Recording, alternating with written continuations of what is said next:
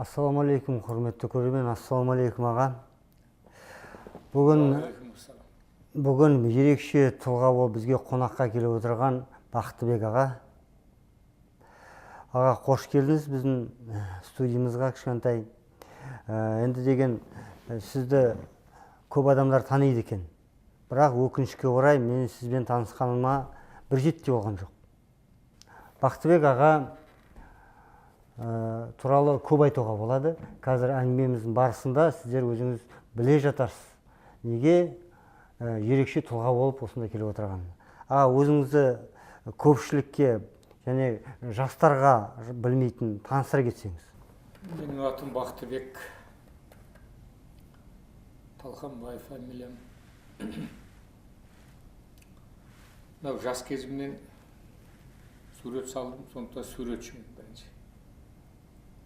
Совет өкіметінің кезінде суретшілер одағының мүшесі. Онан кейін Қазақстанның суретшілер одағының мүшесімін. Сосын жаңағы дүниежүзі көптеген мемлекетті араладым, арт-терапевт ретінде. Мені жаңағы өздері сондай маған баға берді. Сіз арт-терапевтсіз деп. Қандай елде болдыңыз аға? 11-ші жылы Швейцарияға дүниежүзілік конгрессі шақырды. Арт-терапияның конгрессі.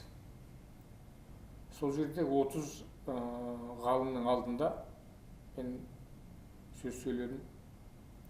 Алып барған методикамды көрсеттім. Сонда жаңағы интегрированное сознание деген сөзді мен сол Швейцариядан бірінші рет естідім. Сізге сол дүние ашылғанды маған. Енді қазір ол интегрированное сознание, мынау қазақша айтқан кезде кім өзінің нәпсісін жеңсе, ол адам бірлікке кіреді. Бірлікке кірген адам ол жоғары жақпен байланысқа түседі. Жоғары жақпен байланысқа түскен адам да 8 қырлы бір сыр деген қасиет ойнады екен. Сонымен сол 2 сағаттай сөйледім. 2 сағаттың ішінде олар өте терең бұл дүниені қабылдады. Сөйтіп маған аттестат деген қағаз әкеліп берді. Біз сізді профессор Лугана университетінің, психология университетінің профессор деп сөйтіп маған қағаз берді. 11-ші жылы. Онан кейін Германияда болдым. Онда да жаңағы конгресс, медициналық академияда болды. Сонда жаңағы үлкен ғұлама ғалымдар, өздерінің ғалымдары методикаларын көрсеткен кезде мен сол көзге көрінбейтін энергияны қағазға түсірдім.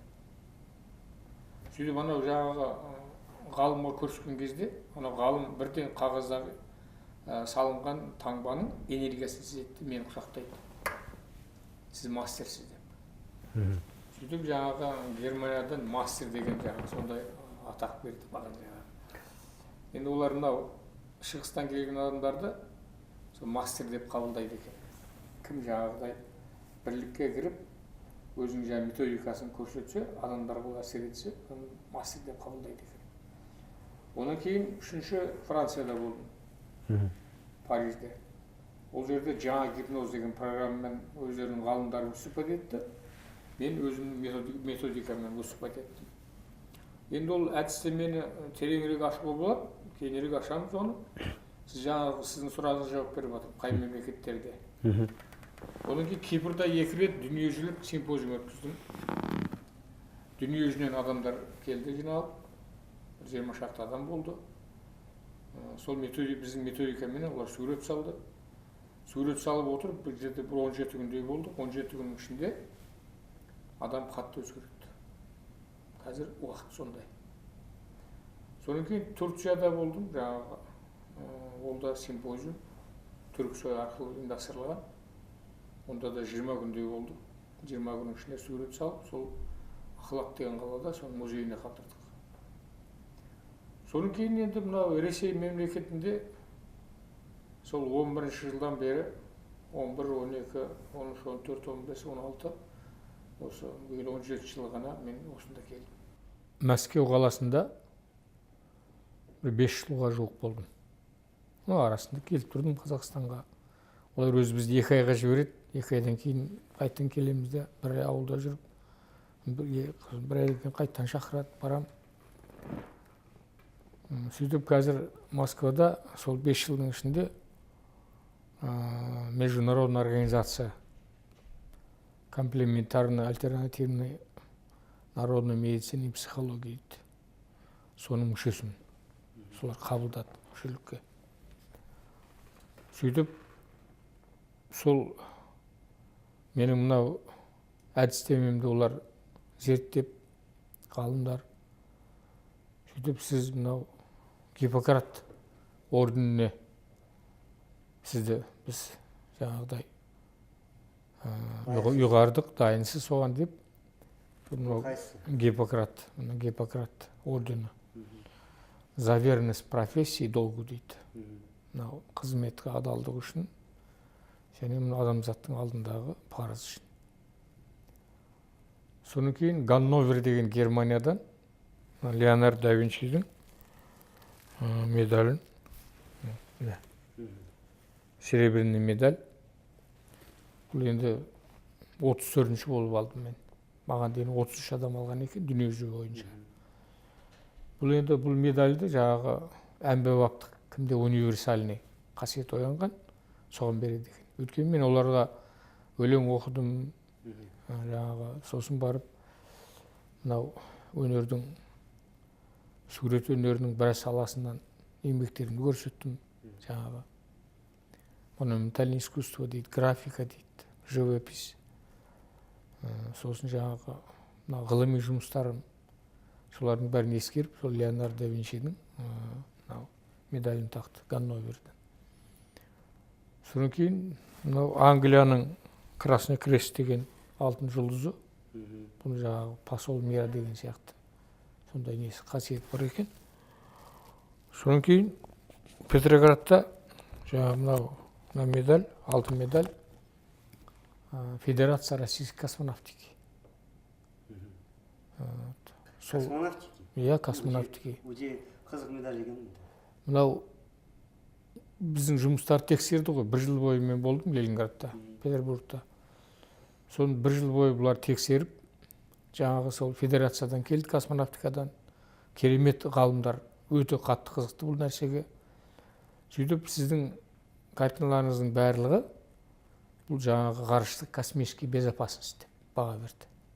Сөйтіп, осы именной мынаны артына жазып, медальді артына жазып берді. Сіздің мынау жұмыстарыңызда дейді, Андрей Рублевқа ашылмаған.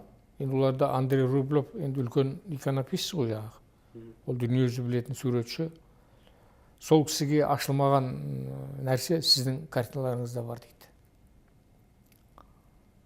Ол деген жаңағы вибрация, содан кейін магнетизм, электромагнитный поля, сосын бар пульсация.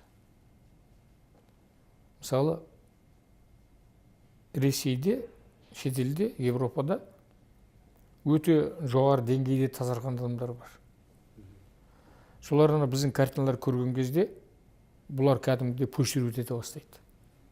Дем алған сияқты бүйтіп, пульсация. Сөйтіп, анау адамдардың ішкі ашылған деңгейін одан бетер тереңдетіп ашады. Олардың айтуынша да. Сосын барып сотқа түсіреді, сөйтіп маған көрсетіп, мені қараңыз дейді, мына дем алып тұр дейді. Мен айттым, ол сіздің жаныңыздың көзінің ашылған деймін. Сонда енді шетелде мен өзім қайран қалдым. Адамдар менің жаңағы жасаған картиналарымды олар ашып жатырды. Мысалы, мына Иранның нелері ғалымдары болды. Иранның ғалымдары менің жасаған жұмыстарымды маған айтып береді. Бұл қандай ғарыштық жүйе екен. Бұл адамзатқа жоғары жақтан жіберіп жатқан бір құпия сондай ілімнің жолдары екенін Иранның ғалымдары, Жапонның ғалымдары, кәдімгі Жапонның ғалымдары менің выставкама келген кезде кәдімгі секіріп тұрып көздерінен жасағады, қуанғаннан да. Мына ғажапты қараңыз. Сол кезде сіз барлық шаршағаныңыз ұмытып кетеді екенсіз. Содан кейін енді әр выставкада мен мастер-класстар өткізіп тұрмын. Сонда жаңағы 70 жастағы, 80 жастағы апалар келеді. Олар да ізденіп жүр. Олар да жаңағы алтын ғасырдың кіргенін сезеді. Олар да алтын ғасырға өзінің жаңағы сен дәуір кірпіш дүние кетігін таптап барқалан деген Абайдың айтқанындай, олар да өздерінің бір жаңағы сондай кірпіштерін қалауға тырысады. Сөйтіп олардың да айтатын маған жаңағы сұлулық әлемді құтқарады дейді. Біз де сол сұлулыққа кіргіміз келеді дейді. Сөйтіп алғаш кезде сол жаңағы өздерінің білетін нәрсесін салып отырады. Кейін мен жаңағы өлең оқимын. Жаңағы енді жоғары жақтан сол екі тілді өлең жібереді маған. Жоғары жақтан жібереді сан арқылы. Мен тек қана үлгерем, жазып қана үлгерем. Сонда жаңағы сол өлеңді оқып қалған кезде орыс тілінде сол анау апаның жаңағы қуат нүктелерін ашып береді. Кәдімгі қуат нүктелерін ашқан кезде адам сілкініп кетеді, сілкініп адамда бір құбылыс пайда болады сондай. Ал содан кейін бір сағаттан кейін келем, ана кісі деген бұрқырап тұрып жаңағы ой өрнектер, небір құдіреттер сала бастайды. Сынок, я открылся из моей плечи, что-то тяжелое она отпустила дейді. Сонымен сол Москвада да сол 5 жылға жуық. Енді тағы кереметі, мен жаңағы выставка жасаймын ғой Москвада. Сонда адамдар келіп айтады, қазір метрода жүру бізге жеңіл болып қалды дейді. Өйткені өзіміздің тазарғанымыз сеземіз дейді. Содан кейін жаңағы біз арқылы да бір күштер ал метродағы энергияға әсер етіп жатқандай болады дейді. Сосын біреулер келеді, аспанда бір құбылыс болып жатыр дейді. Мынау жаңағы найзағай тұрып деген сияқты. Сосын барып жаңбыр жауып, бір түрлі жаңағы бұршақтар жауды ма Москвада бір жылдың шамасында. Сонымен сол Ленинградта да сондай. Өйткені адамдар сезетті. Айтады, сіздің осы картиналарыңыз келгеннен бері мынау Петроградтың төбе жол аспанында дейді. Ауа райы өзгеріп тұр. Ауа райы өзгеріп тұр, сосын барып бір қақтығыстар болып жатыр дейді. Бір екі күш қақтығыстар болып жатыр, жасап жатыр дейді. Сонда мен оларға айтам, данышпаннан сұрайды, бірлік деген не деп. Сонда данышпан айтады, бірлік деген екі күштің бір-бірімен күресі дейді. Ол деген не? Ол біздің ішімізде инь-ян деген екі энергия бар. Инь деген углерод, ян деген кислород. Ян деген бұл адам атаның энергиясы, инь деген хауаның энергиясы. Осы екі энергия адам қателескен кезде екі жаққа кетіп қалады. Әлгі Криловтың мәтелі бар ғой, жаңағы аққу бір жаққа тартады, шаян бір жаққа тартады, тортан бір жаққа тартады. Ал телегі дегеніміз жаңағы нәпсі. Міне сол жаңағы біздің ішіміздегі екі күш, инь-ян. Оны қазақша жан және ін дейді. Ін. Өйткені хауана іннен шықты ғой. Ал жанды бірінші жаратқан ем адам атаға салды. Сондықтан осы екі күш адам қателескен кезде екі күш екі жаққа кетіп қалады да, бір жаңағы шеңберден қоршаудан шығып кетеді. Қоршау ол жаңағы жаратушының қорғаны. Міне енді адам мына өнермен айналысқан сайын сол ана екі күшті анау жаңағы шеңбердің ішіне кіргізеді. Шеңбердің ішіне кіргізген кезде ол екеуі бір-бірімен күресу арқылы достасады. Бұны үндестік дейді. Гармония. Үйлесімділік дейді. Қазақшада. Міне адам сол үндестікке кірген кезде ол жаңағы жоғары жақтағы жаратушының қорғанында болады да, ол адамға мынау негативтер, отрицательный энергиялар қарсы әсер ете алмайды. Міне сондықтан адам неғұрлым өнермен айналысқан сайын, әсіресе қол еңбегі. Мына қолмен жасаған нәрсе, өйткені әрбір адамда биологиялық энергия бар. Биологиялық энергия деген бұл біздің адам ата мен хауаның энергиясы. Адам атаның энергиясы біздің әкеміз жақтан 7 атадан келеді. Хауаның энергиясы анамыз жақтан, нағаш жақтан келеді. Міне осы екі энергия бізбен қосылған кезде жаңағы бірлік пайда болады. Мысалы, әкем жақтан келетін энергия жермен байланыста тұр. Ол өткен шақпен байланыста тұр. Жеті атамызбен байланыста тұр. Ал Хауанамыз жақтан келетін, нағаш жақтан келетін энергия, ол Хауана менен болашақтың энергиясы байланыста тұр. Болашақ. Ана өткен шақ әкеміз, мына болар шақ. Сондықтан жаңағы пайғамбарымыздың да жұмақ ананың, үш рет ананың аяғы табанының астында деп айтқан себебі, біз анамызды құрметтесек, әйел балдарын құрметтесек, біз жақсылыққа кенеле береміз. Ал енді өзіміздегі энергия, ол осы шақ. Ол махаббат. Әкеміз жақтан иман, анамыз жақтан үміт, бізде махаббат, күнмен байланыста тұр. Міне осы махаббат, үміт, иман үшеуін біріктіретін шолпан жұлдыз екен. Оны қайдан білесіз? Енді бұның барлығы Сосын дүниеден сізге хабар келді. Біріншіден бұл нәрсе Жүсіп Баласағұнның Құтты білік деген кітабында, егер ол кімге ашылса, оның астары. Оның кейін мен 68 жылдан бері Құранды оқып жүрген адам. Москвада, мен 68 жыл Москва оқуға түстім. Сол Москвада бізбен бірге Судан мемлекетінен, Хартум деген қаладан Ясин деген азамат оқыды. Сол азамат ылғи өлең айтады да жүреді. Сен қандай өлең айтасың? Бізге высший математика сопромат шығарып береді. Ол айтады, Құран дейді. Қандай Құран? Бізде 12 жыл Құран жаттатсады дейді. Мектепте 12 жыл оқиды екен. Сол 12 жылдың ішінде біз қари болып шығамыз дейді. Сонда Құран жатқа біледі екен. Міне сол жігіттің батасы болды. Сосын менің өзім әкем медресе бітірген адам, Совет өкіметіне дейін. Негізінде мен сол медресе бітірген, сосын жаңағы иманы бар, сондай жаңағы семьяда өстім. Сондай жаңағы менің әкем де еш уақытта өзін емшім демейтін. Кім қандай аурумен келеді, әкем Құран оқитын. Сосын қағазға шірткілейді, жазып беретін. Мына тісі ісіп кеткендер, тісіне басады, ана су ертіп ішеді, ертеңіне болып, ісіктің бәрі қайтады. Ал енді анам жағынан жаңағы кілем тоқитын, анам алаша тоқитын, өнер. Төле бидің ұрпағы. Әкем мына кетіп қалған ұрпағы. Сондықтан мынау енді маған келген нәрсе сол екі жақтан келді. Қалай келді сізге? Қай уақытта сездіңіз? Ол енді бұл шындыққа келсек, әлгі болар бала басынан дейді ғой. Иә. Сол жағы жас кезімнен, мен 4-ші класста оқып жүрген кезде, ол 3-те болсын, 4-те болсын, ылғи балдар жиналады менің қасыма.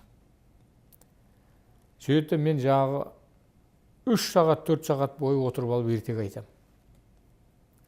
Сонда сол ертегін оқығаным бар, оқымағаным бар, ойдан құрастырып айта береді.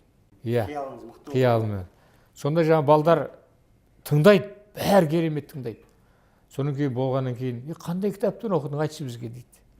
Сосын мен басым қасиым, мен кітаптың атын ұмытып қаптым. Сосын менің атым жас кезінде өтірікші болған. Бұл өтірік айтады деп, бірақ тыңдайтын. Сонымен сол жас кезінде жаңағы енді асық ойнадық, не қылдық. Сонда жаңағы асықтан да жаңағы әйтеуір озып шығатынмын.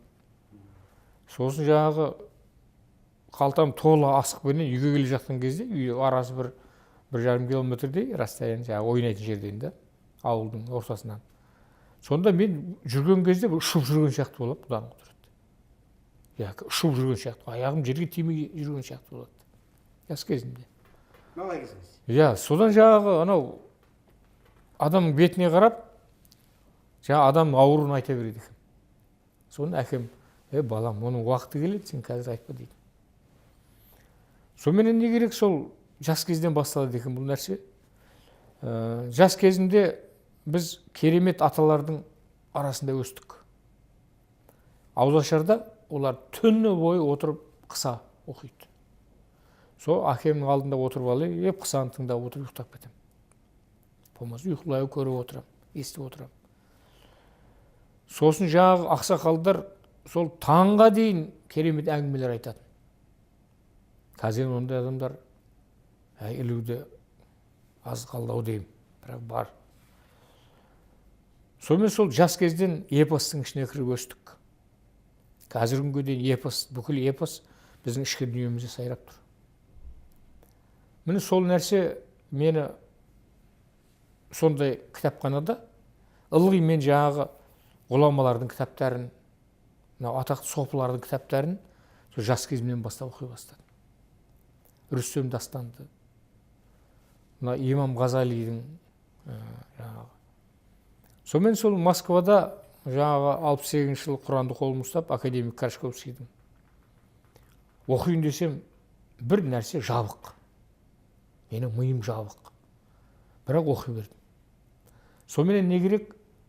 Сол Құран маған 4 рет ашылды ғой. Бірінші ашылғаны Құранның астары ашылды. Оның астары бар екен. Сол астар ашқан кезде менің ішкі дүниемде үлкен бір қозғалыстар пайда болды. Сөйтіп менің жаңағы өмірге деген құштарлығым артты.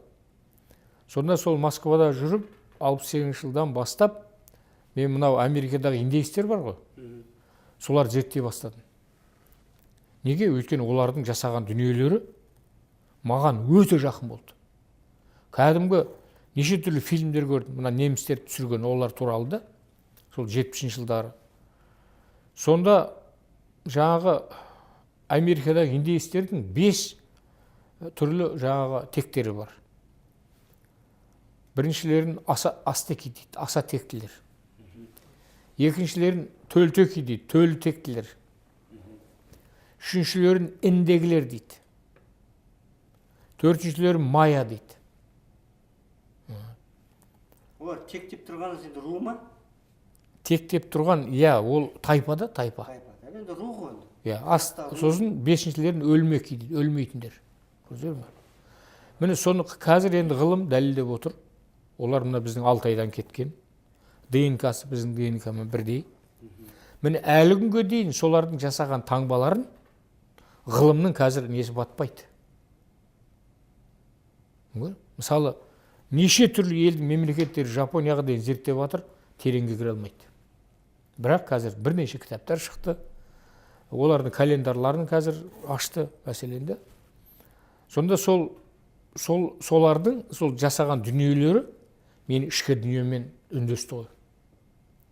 Сөйтіп сол мен Москвада жүрген кезде осы қазіргі әдістеменің бірінші жаңағы алғашқы нұсқаларын сол Москвада жүріп мен бастай бастадым. Сөйтіп 70 жылдары мен сол Москвадағы өзімнің мұғалімдеріме айттым, мынау индеецтер Америкадағы бұл біздің ата-бабаларымыз. Біздің жерден кеткен. Қалай білдің? Мен айттым, олардың жасағандары біздің ата-бабаларымыздың жасағандарымен үндесіп тұр. Сосын олардың тілі, нәсілі бір болып тұр. Тілі, мына 50%-ке жуық сөздері біздің сөзіміз. Көрдіңіз бе? Ол біздің эрамыздағы бірінші ғасырда кеткен. Мына Беринг пролив арқылы Америка өтіп кеткенде, кейін землетрясение болып, пролив жабылып қалған. Сосын сол жақта қалып кеткен. Сосын мынау Христофор Колумб Американы ашқан кезде 1492 жылы енді бір деректер бар, олар 100 миллионға дейін болған екен. Индеецтер 100 миллионға дейін. Қазір резервацияда 900 мыңға жуық қана адам бар.